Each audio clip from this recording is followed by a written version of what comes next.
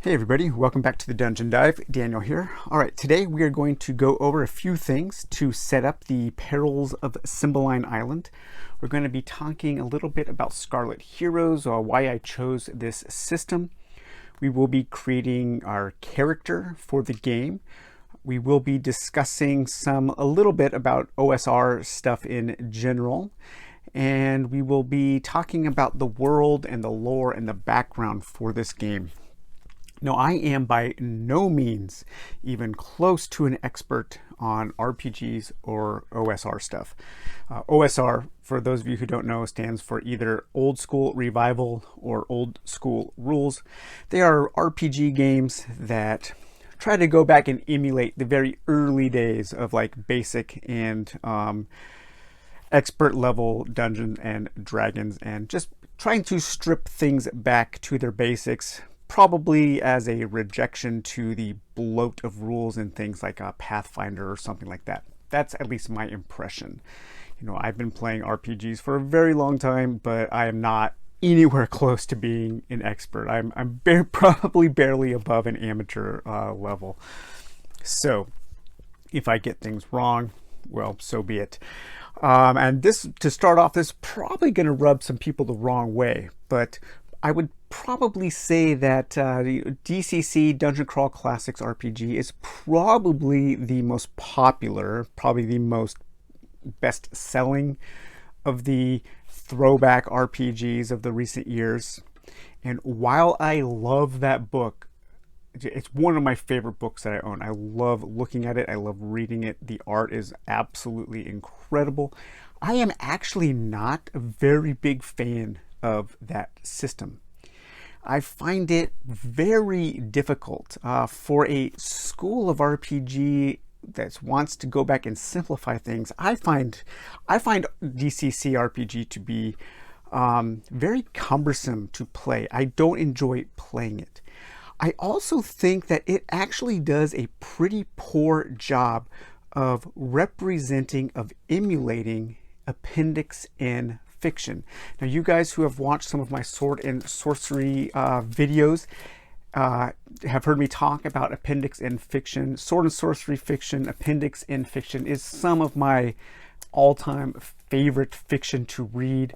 You know, this is like the old school days of very masculine sword and sorcery, very adventurous fantasy, where you have heroes who are just in it to win it. They are just in it to get loot, to get paid, to go on missions, and to fight monsters.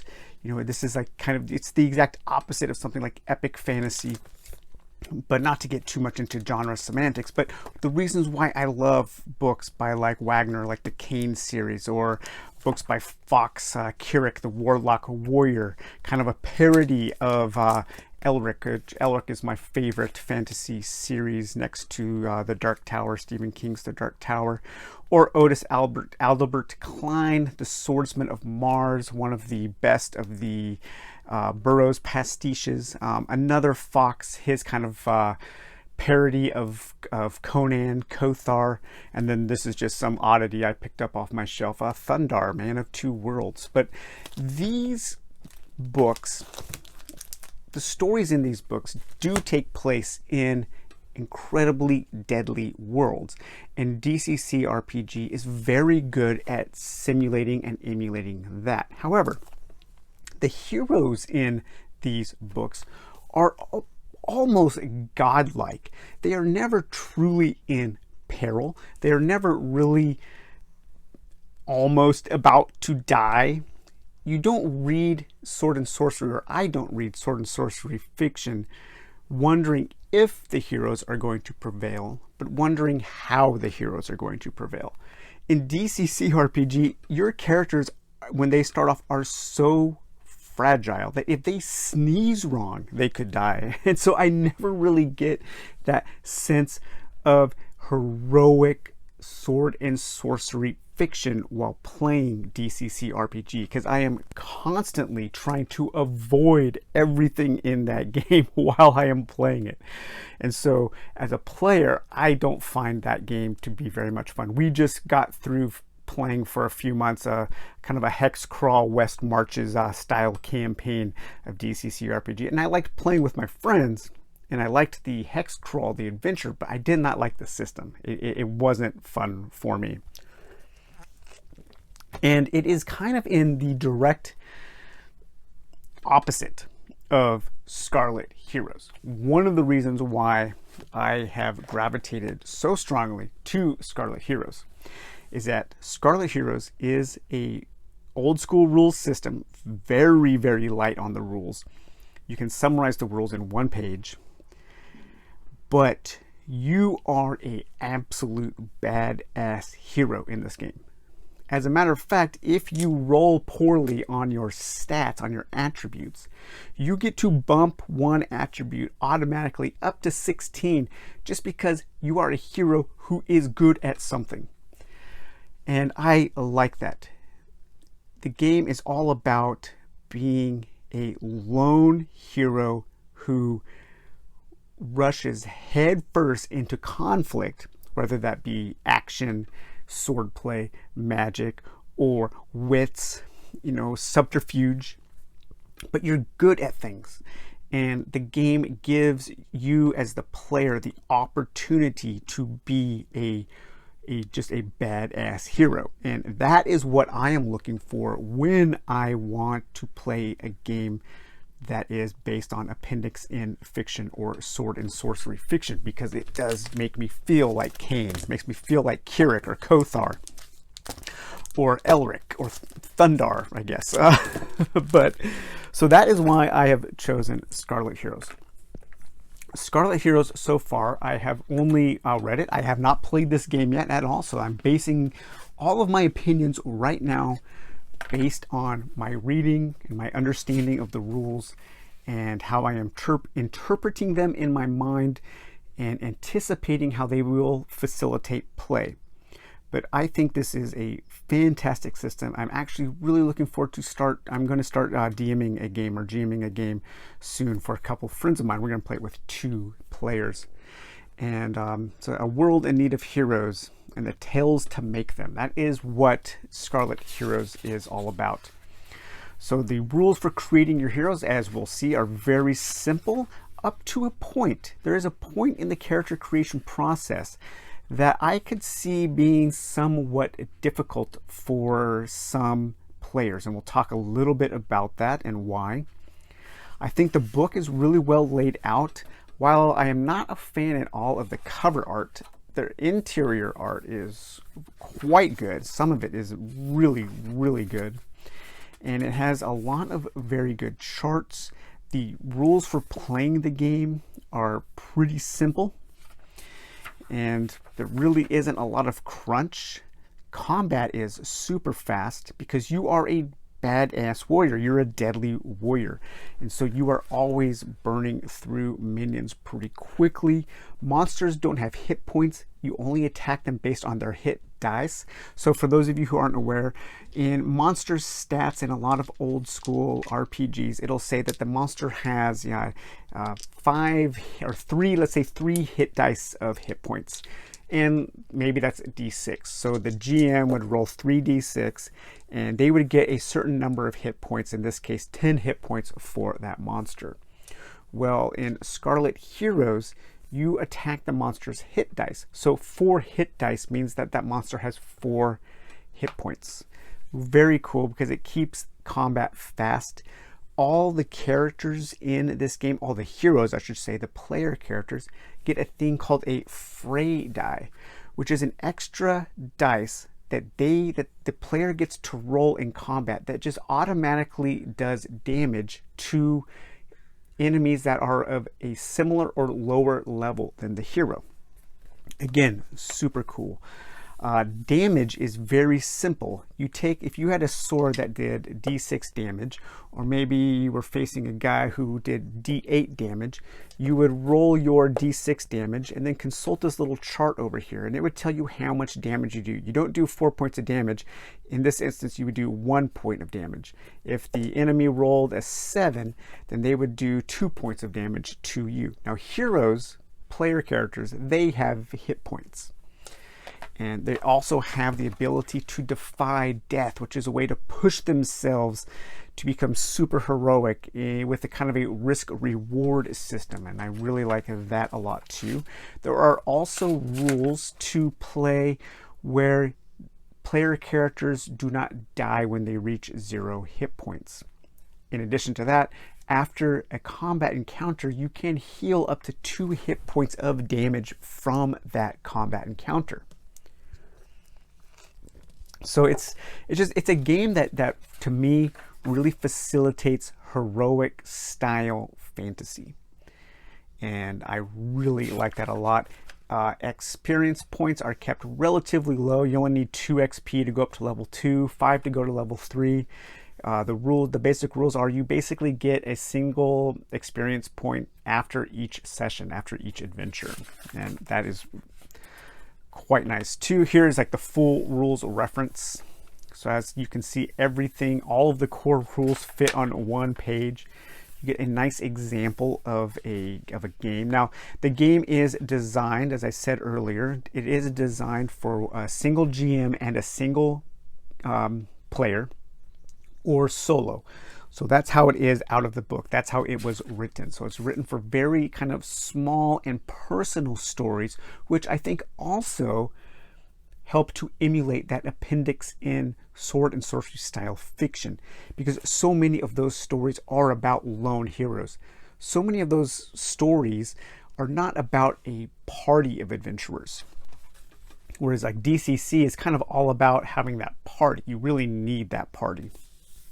The magic system is pretty typical, but what's not typical is the names of the spells. So the world of Scarlet Heroes is very much a faux Asian world that pulls bits and pieces from across the gamut of Asian cultures.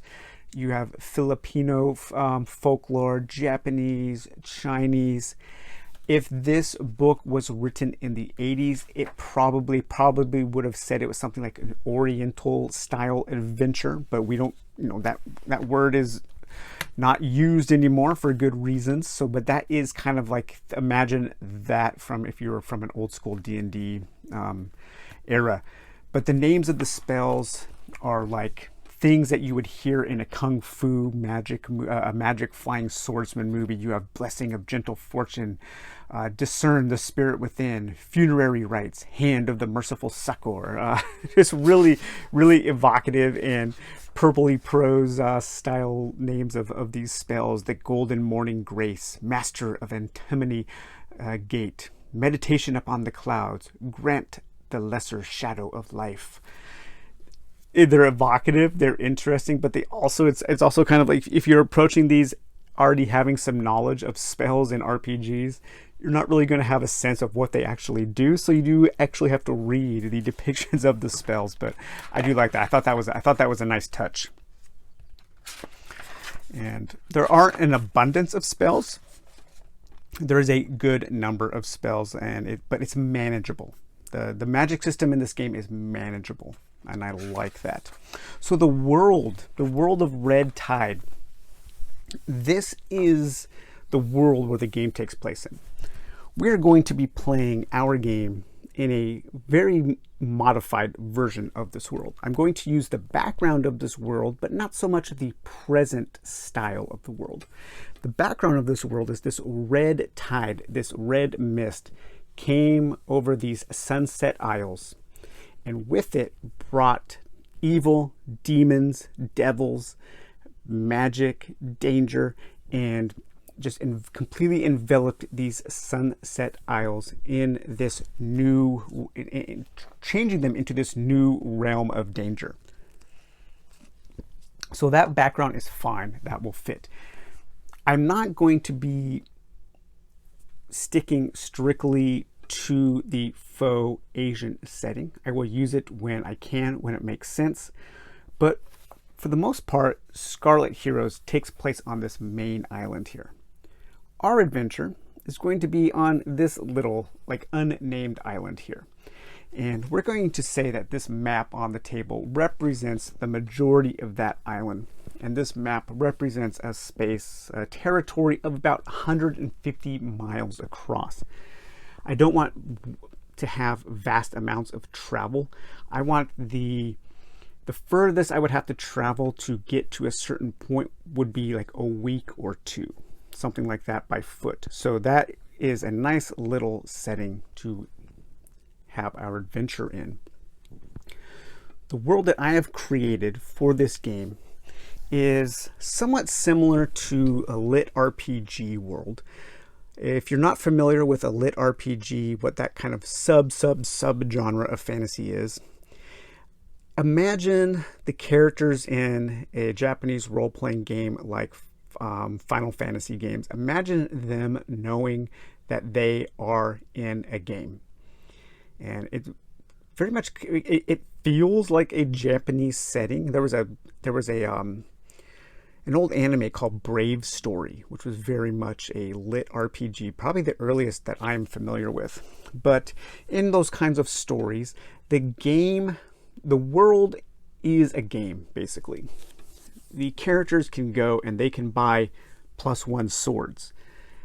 They can buy, magical armor, +2 magical armor. They talk about their strength. In extreme cases of lit RPG stories, things have health bars. Okay, this world is not going to that extreme. But what I mean is that this world that we are going to be playing in has seemingly been tailor-made for adventuring.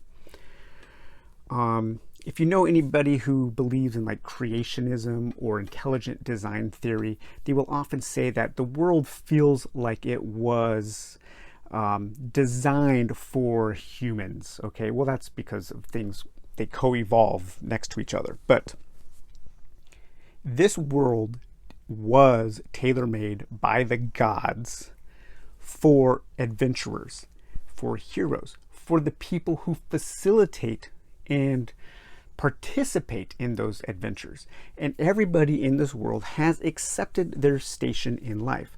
So you do have the heroes, the player characters. They are these super special people in this world, but they don't look really down upon the people who just run the markets, because the people who run the markets, the blacksmiths, the barkeeps, the people who own the inns, they are just as important to the adventuring narrative, to the story, to the life of an adventurer as the adventure itself is. And so all of these islands have been completely cut off from one another by the red tide. And you cannot travel from island to island. And each island is kind of like a little amusement park of adventure. Imagine if Disneyland really was a magical place and really was an awesome place to work. Imagine if the people who worked at Disneyland loved going to work every day because they loved serving the guests. They loved participating in that fantasy. That is what this world is like. But every so often, sometimes once a generation, sometimes once every 500 years, sometimes once every 5 years, the barriers of this red tide break down between the islands, and people and entities and beings can move from one island to another. And they start this new world of adventure. And we are starting our campaign during one of those times where there is a mass influx of immigration, of people moving to Cymbaline Island. And our hero, which this is the little hero me I made, this is going to be our avatar. He has come to this world during one of those times. There's a ton of hustle and bustle at the harbor. Boats are coming in, new people are coming in to start new shops in town, new taverns.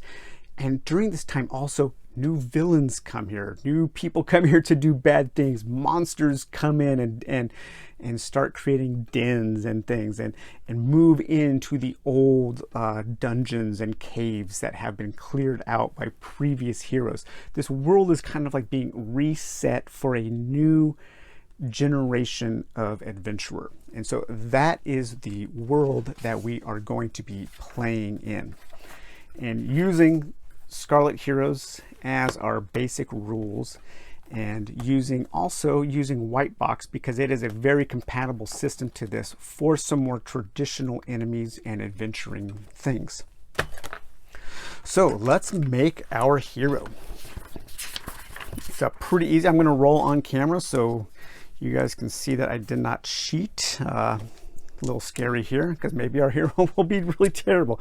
But character creation summary is pretty easy. The first thing you do is you're going to roll your attributes. You're going to roll 4d6. You can drop the lowest score, and you do not have to put those in direct order. The basic character sheet, I just made this this morning. You have your name, race, class, level, XP, max HP, armor class, attack bonus, your fray die.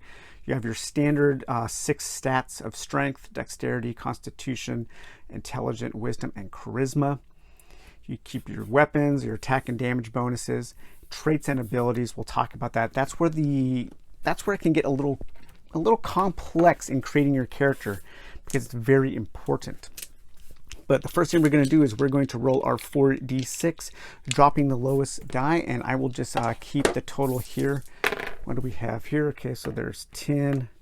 We'll drop the 1, so we have a 13. Do that 6 times. Got a 6, 10, a 14. Hey, not so bad so far. We got an 11, 12, 13, 14. Drop the 1. Okay, well, we're actually rolling pretty good. There is a 15. We'll drop the 4 there. There is a 13. We'll drop the 2. 1 more. Okay, oh, there we go, like that. A 16. Okay, so we got that 16, so we don't need to substitute in a 16. But overall, hey, nothing really bad. That is a incredibly good roll.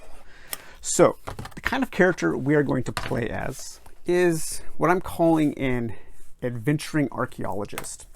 So this game, Scarlet Heroes, has 4 basic character classes. You have a cleric, which is a typical cleric, divine magic user, and fighter. A regular fighter who is good with martial arts or martial combat. A magic user, which encompasses sorcery and warlock, witchcraft, that kind of thing. And then a thief. And a thief is kind of a catch-all class, which can be anything really that's not any of these 3. So the kind of hero that I want to make is kind of a combination. Like I said, I'm calling it an adventuring archaeologist. He is basically kind of a mix between Lara Croft, Indiana Jones, the Stainless Steel Rat, and Lupin the Third. Okay, so imagine that kind of character. And so in that sense, our character really needs a high dexterity. So we are going to put a 16 in the dexterity here. Okay, so we've used our 16. Next up would probably be for if we do want to kind of focus on a character who is like Lupin the Third or the Stainless Steel Rat. Charisma is probably pretty important for a character like that. So I'm going to put the 15 there. Next up would probably be either intelligence or wisdom. And I want to see how this game delineates between those two, or distinguishes between those two, I should say. Wisdom reflects not only the hero's common sense and will, but also their perceptiveness. And intelligence reflects your hero's education, native wit, and learning ability. Well, we have 2 14s, so I'm going to put a 14 in each of those. 14 in intelligence, a 14 in wisdom, and then we're left with 2 13s, which that will round out our strength of 13 and our constitution of 13. So now we just need to look at our stat bonuses here, and here's our attribute modifiers. All right, 13 is a +1. A 16 is a +2. A 13 is a +1. 14 is a +1. Everything's a +1 except for that 1 +2. So not bad. We don't have any negative modifiers. That is a very good roll of attributes for a hero. Okay, so what do we do after that? We rolled our attributes. We recorded our modifiers for each. Now we need to pick a race. I am being just kind of a normal human. Okay, pick a class. So our class, we're going to write our class as thief, but it is kind of a adventuring thief, not so much of a burglaring thief. Record your class abilities. Okay, so let's look at our class abilities here. So thief. Thieves are not only common pickpockets and skulking burglars of the great cities, but also those heroes who rely more upon stealth, cunning, and well-placed blades than direct confrontation. Elusive foresters and adventurous scholars, that's kind of what I am, might both fall under the class just as readily as some black-cowed Koei ninja. Thieves tend to be fairly skilled combatants and lethal ambushers, but they lack the training with heavy armor possessed by their fighting peers. Thieves can use any weapon and can wear leather armor, but cannot use shields. Okay, so yeah, using a shield and having heavy armor is a negative to a thief. They are skilled combatants, but not much of a fighter. Their weapon damage is limited to a D8. So even if they use a huge kind of F-off weapon, a giant club or something, it's still only going to do 1d8 damage. They just don't have the physical strength to do more damage in melee combat. Thieves are more greatly skilled than other classes and gain a free 3-point trait in their archetype. So that's where the traits come in. And I've been thinking all week about the traits of our character. And this is where character creation in this game can get a little difficult, especially for people who may not be versed in fantasy tropes and ideas.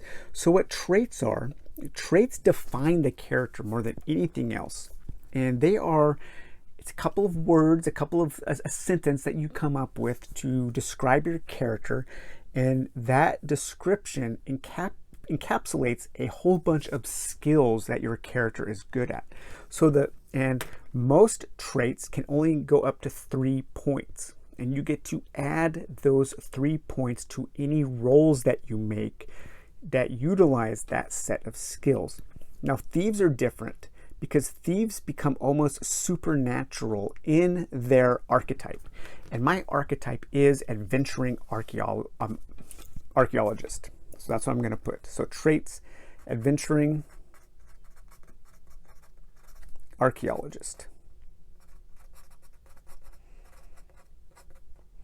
And so I get a free 3-point ability score in my archetype.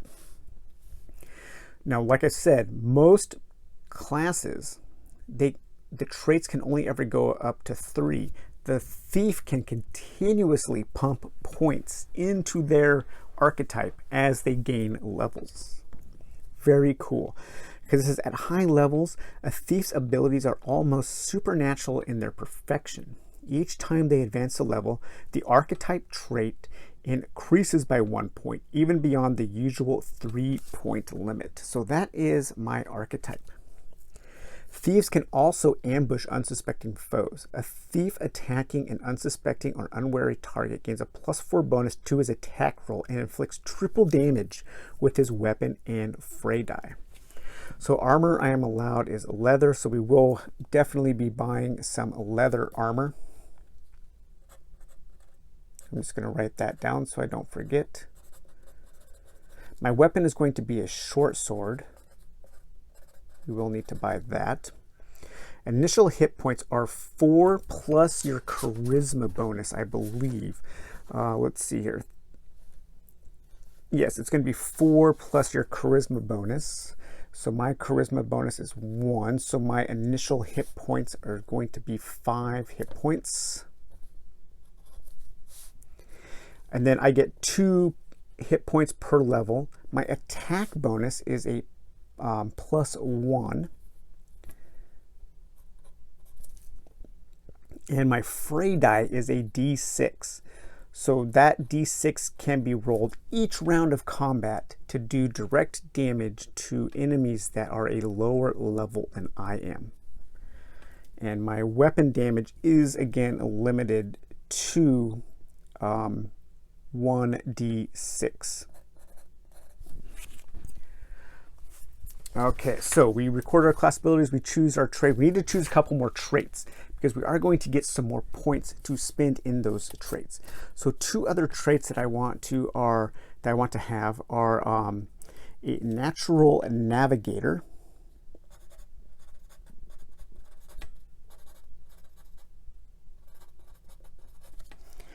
and a sly, what was I going to call that? A sly saboteur was going to be the third. And I will put the points in those other traits off camera. Now, one thing I wanted to do was I did want to introduce a kind of disadvantage, a trait that is a disadvantage, something that I have to work to overcome. And I thought of a really cool one for this kind of character would be distracted by new discoveries.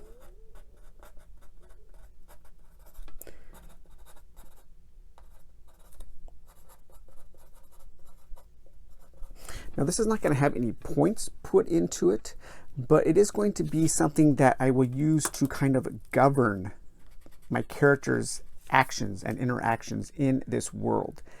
And think of this as if you guys play games like Skyrim or Assassin's Creed Origin and Odyssey, the big epic open world games where, you know, I have hundreds and hundreds of hours into those games, but I have never once beaten them or even come close to getting a quarter of the way through the actual narrative of the game. Because the way I play those games is I just set out in a direction when I pick up the controller and see what I can see, find things to discover, find new caves, new dungeons, new enemies to fight, new weapons, new armor. I'm just a wanderer in those games. And so I'm going to kind of play this game in a similar way. So those are going to be our traits: adventuring archaeologist, natural navigator, and sly saboteur. And I am also distracted by new discoveries, and that will play a crucial part in the way that we play the game. We are going to be buying equipment, so I am going to house rule it a little bit. We are going to start with 3d6 times 10 gold pieces, but I'm also going to outfit my character in the things he needs to be an adventurer right away, and that's not going to come out of this initial purse. Because the people in this world, they save up their money for their time when they can go to this new place to be an adventurer. Well, our character has some savings, and this is how much savings he has. 11, 14, so 140 gold pieces there. That's not too shabby. That'll help him greatly as he enters in this new town. Another neat thing about the setup for this is I am definitely a stranger in a strange land, because no one really knows what each island has in store for them when they move there, because everybody else is kind of moving and going and things are shifting and changing. Every time the island kind of resets, it's a whole new sense of discovery. We will buy our equipment off camera, and I'll talk about what we get in the next episode. We don't need to choose any spells, and we will record the final touches of our armor class and everything, and we will come up with a goal off camera. So I did just want to make sure that you guys saw me pick my traits and roll for my stats right off the bat. So one other thing I wanted to talk about today was how we're going to approach travel. Because while I love this map, actually, let's do one more thing. One thing I always also like to do in a game like this is to have some kind of non-magical, non-special, an item that I can base a little bit of my story around. Nothing that will give me an advantage. Speaking of that, as per the rules, none of your traits that you pick for your character help in combat. So you can't just be like kick-ass warrior, +3 to combat. No, these don't pertain to combat. Combat is only dictated by your stats and your weapons. But I do like to roll on a random chart or pick a random card for some kind of item that I have, a family heirloom, a thing given to me by an ex-girlfriend, or a brother or a sister or a friend, something I've found that means something to this character. And so we are going to roll using Table Fables Volume 1. We're going to roll a D100 on this mundane treasure chart to see what kind of thing we have in our possession that might give us a little hint about this character. And that is 95. All right, so 95. Let's see here. 95 is a lump of heinously sticky tar wrapped in a leather bag. Okay. I'm not quite sure what to do with that, but I will definitely write that down and keep that in mind. Something, interesting. Okay, we'll have to come up with something for that. But let's get back to the map now and talk a little bit about how we're going to handle travel.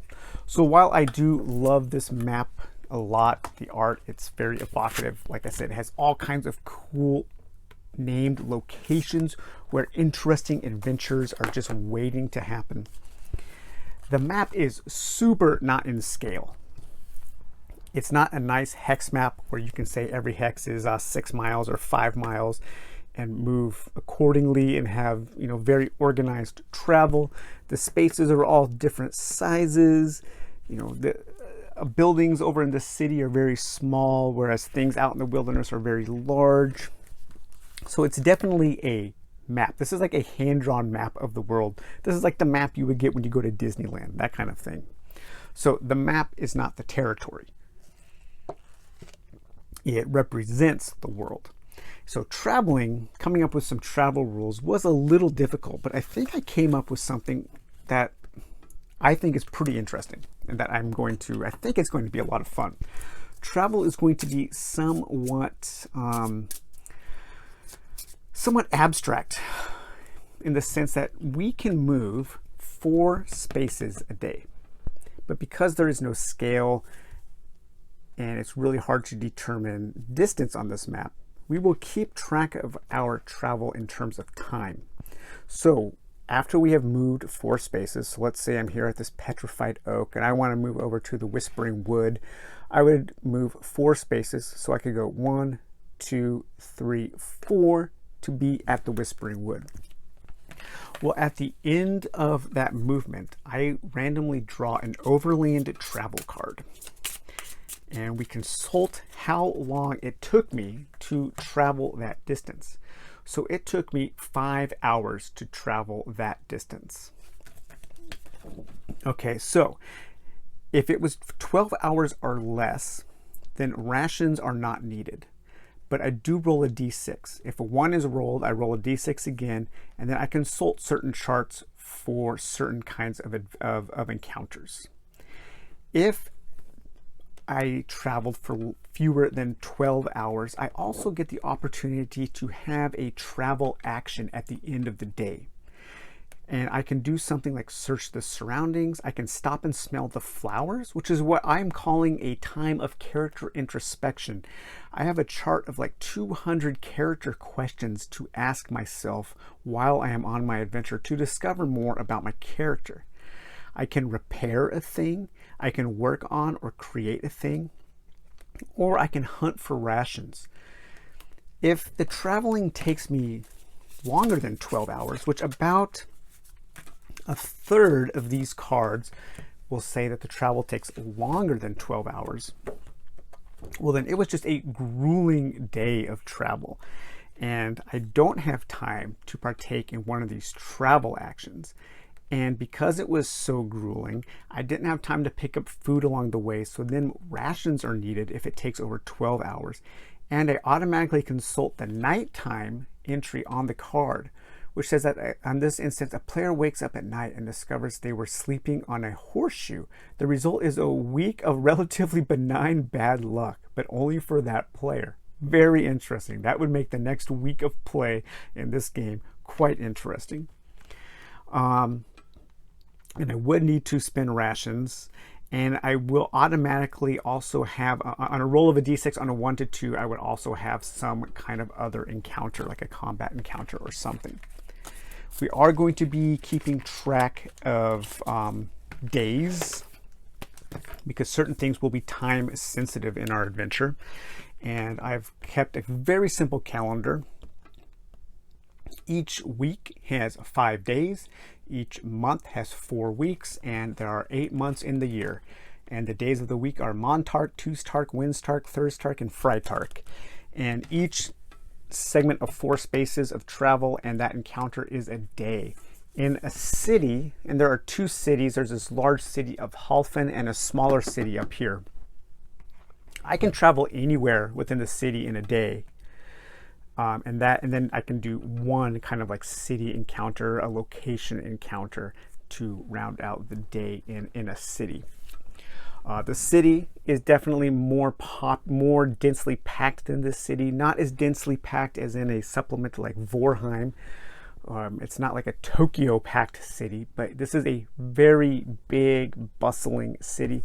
I'm thinking of this island as kind of like the size of Oahu, and this city is kind of like the city the size of, imagine combining like San Francisco and Honolulu into that size. It's that kind of crazy city. It's like everything you could possibly need, you can find.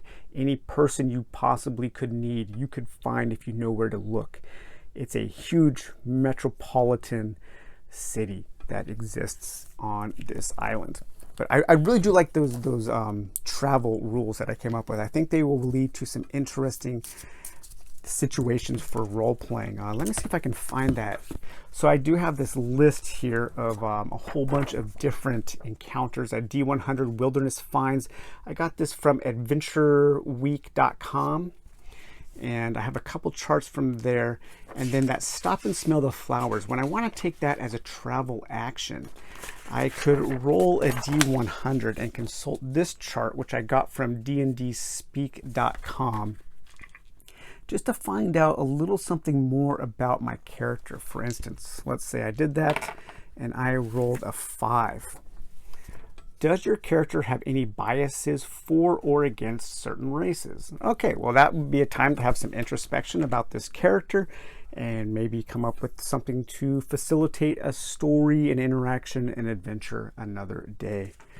So yeah, well, I hope you guys enjoyed this very long video, this introduction. The character is almost created. I will finish that up off camera, and we will go over the details of that as we start our official adventure next episode. So all right, guys, well, I hope you enjoyed this video, and we will talk to you later. Bye-bye.